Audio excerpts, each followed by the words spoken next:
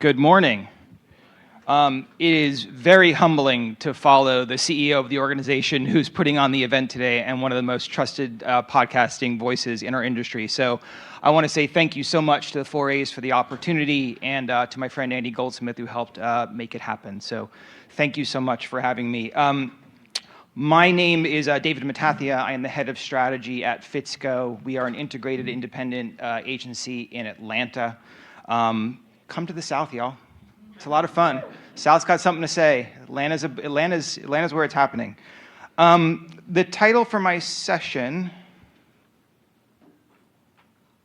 there it is Words Matter.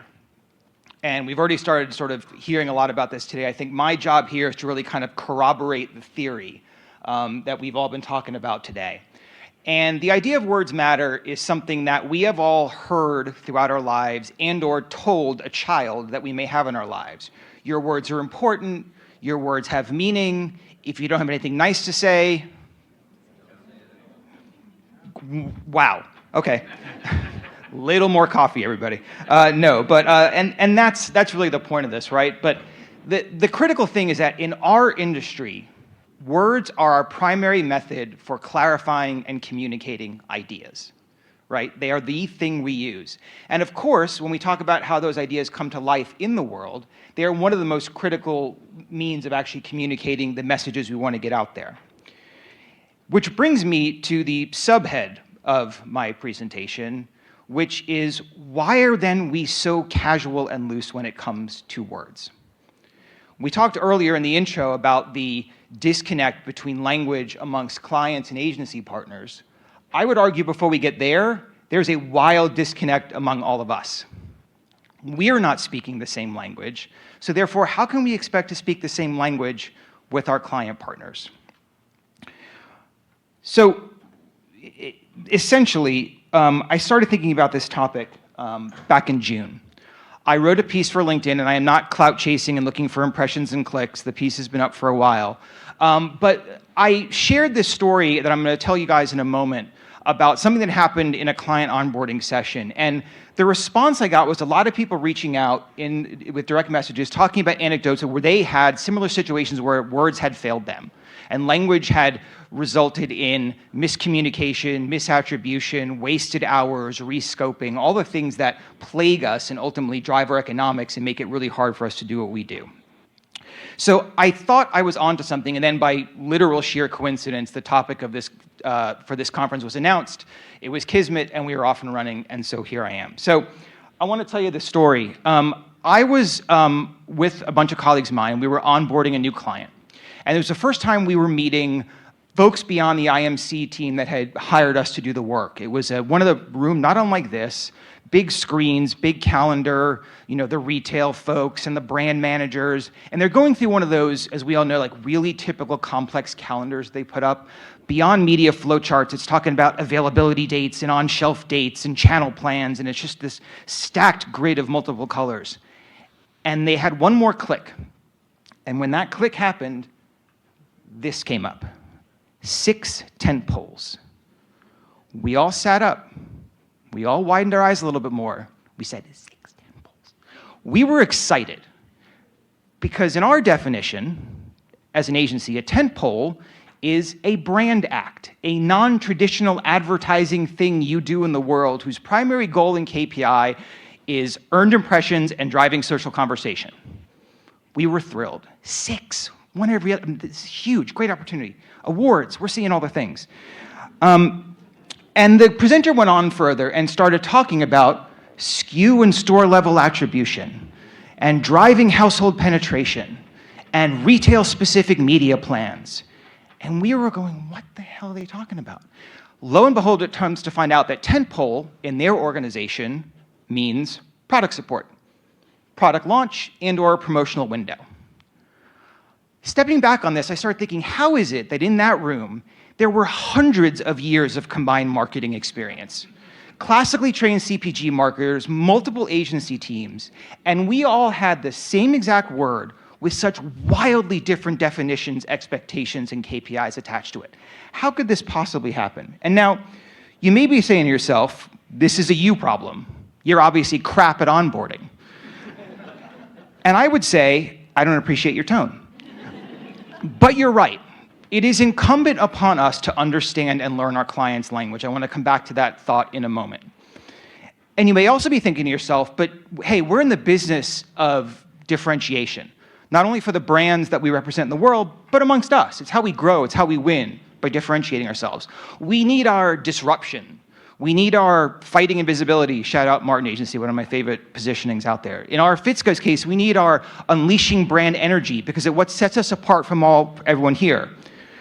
Yes, we do. I'm not arguing against the how we get to the ideas, but I am arguing for some consistency and common language around the what. What are those fundamental and foundational things that we do day in and day out that we can agree upon and then build on in terms of how we ultimately want to get to those solutions? Or said very simply, why isn't there an official glossary of terms in our industry? Why doesn't everyone who starts in this industry get handed a book that says, when you go into meetings and people start using these words, this is what they mean? Can you imagine for a second if other industries played it as loose with language as we did? Imagine you go in for a procedure and you're getting all the rundown of what needs to happen and you say, okay, you know what, I need a second opinion. And you go to that second opinion and that doctor starts using a totally new vocabulary to explain what's going to happen to you. What do you do? What do you do in that moment? It's no surprise that the AMA, the American Medical Association, in fact does publish an official glossary of terms that I imagine exists in every doctor's office across America. And that's not unique to them. Mechanics get one. There's lots of industries that get a similar kind of idea. And while we may not be dealing with life-threatening issues for the most part, day in and day out, there's a reason why these things exist. It's because it's a shortcut to positive outcomes. When you can shorthand and have that common working definition, you eliminate a lot of the ambiguity and miscommunication up front, and you get right to solving the problem. You can imagine how much this would help us, right? In all the interworkings between internal meetings and client and agency meetings and internal integrated agency team models, how much communication and how much shortcutting we could do if we all agreed on some basic, simple, foundational terms. Not to mention, think about how we communicate these days. How easy is it to misinterpret a Slack, Teams, or text message when you're talking about the pivotal kinds of decisions that we are? And here's the other thing. This is not just a nice to have. There is actual real money on the table here. 2 independent studies, and I sourced these. They're linked in my event Moby page if you want to go read in more depth about where these are sourced from. But looked at the cost of poor communication among organizations. Companies with 100,000 employees or more, think maybe a global holding company, cited an average loss of up to $62.5 million per year because of inadequate communication to and between employees. For organizations of 100 employees and under, cited roughly $420,000. Now, that is not all directly attributed to the idea of misdefinition of words and terms, but you can see the impact here is real. And so if you think about the unnecessary rounds of rework or going back to the drawing board or rescoping or rebuilding teams, again, if we just had a common starting point, the results could be staggering and could actually bring a lot of that money back inside our walls where we want it. To further build out this idea, I conducted a small experiment. I sent out a very simple prompt to my LinkedIn network, which is primarily made up of, after 30 years, agency and client-side marketers. And I asked a very, very simple question. In your own terms, how do you define the words brand and idea? The most fundamental things we do day in, day out. This is our currency, right? Anybody want to guess how this went? I'm going to read you some of my favorites. At a high level, I've always liked the definition that a brand is a set of shared values that are, of course, other dimensions to brand that are essential at different stages and interaction points. For example, a recognizable badge of origin, a promise of efficacy, social currency, etc. But to me, shared values, be they soft values that can inspire gut-level magnetism or hard values that people may use to justify choices in moments of decision, are at the core of what makes great brands so incredibly potent. Wow, very thoughtful, really insightful, really interesting, lots of layers in there, right? and a company or umbrella that sells stuff. Now, did I choose the most extreme definitions for the points of effect? Sure I did. But I promise you, the answers were as diverse and unexpected as you can imagine. And since somebody brought up AI, yes, I fed all the responses into AI and asked it to code them and think about some common themes, and I looked at it myself, and you came up with a bunch of terms to define the idea of brand that feel right. I am guilty of using probably all different combinations of these words, and I'm willing to bet by the smile, some of you all are too, to define what a brand is. So sure, it's about driving perception and image, and it's about building reputation, and it's about driving differentiation. None of these things are definitively wrong, but I also can't say that any of them are definitively right, because we have not agreed on what that definition is. Just to carry the experiment out, on the notion of idea, a mental concept or thought that represents a new or different way of thinking, doing, or understanding something. Or a single thing or execution. This one is a little bit less hyperbolic because I actually think we still struggle with the difference between an idea and an execution. You have a really great ad, but is that an idea? So this one was a little murkier to me, but again, if you follow the theory through, again, these are all common definitions and acceptable things, I would say, to talk about what the idea of an idea is. It's a problem-solving opportunity. It's about combining and looking at different ideas and putting them together into a new way. It's about inspiration and creativity. Again, all right, nothing wrong. And now, since it's already come up, I want to talk about what I personally think is the biggest challenge and problem we have in the industry, which is this idea around performance versus brand. And I am not going to rail against performance, and I am not going to rail against brand. I love them both equally. I personally think, and I'm a big proponent of defining jobs to be done. Sometimes those jobs have short-term, immediate needs and results. Sometimes those jobs have long-term need to build brand love and attachment. Totally fair. Much like Biggie and Tupac, both are critical. Biggie was a lyrical master, rhyme schemes, precise, cutting. He was a performance guy.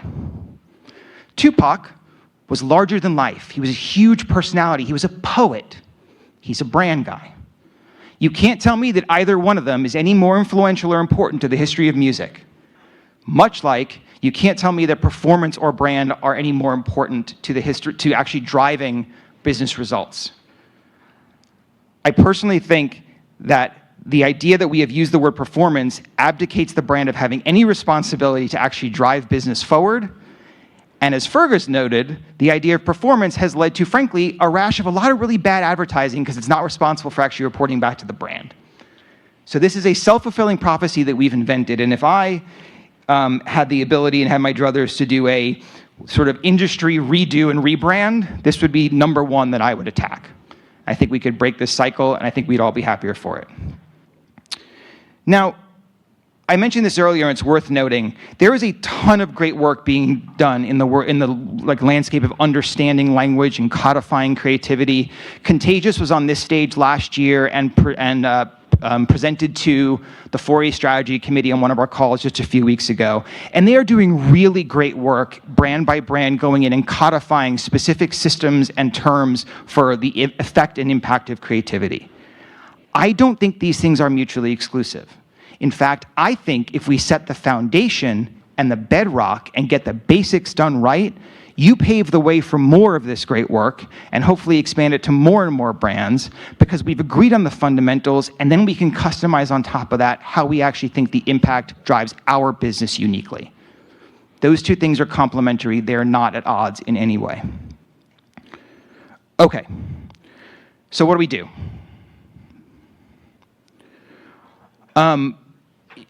I am going to propose an idea, my challenge to us all, and anyone who wants to join me, come find me at a break, or maybe a certain governing body of our industry might want to get involved as well.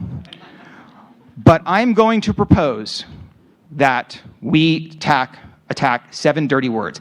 If the George Carlin 7 dirty words reference is lost on you, look it up, thank me later. But I am going to suggest that we start with 7 keywords. I'm going to propose these 7. And we take on the idea of defining them once and for all, aligning as an industry, and publishing these. These may not be the right starting 7. Maybe it's not 7.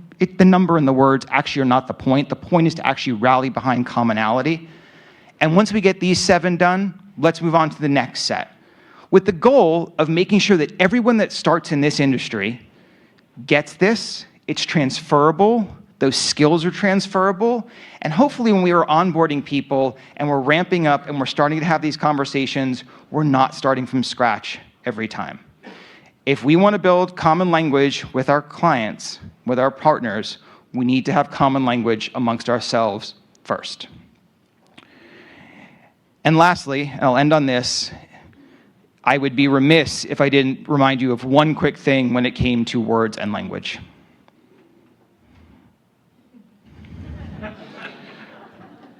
Thank you very much. I appreciate your time.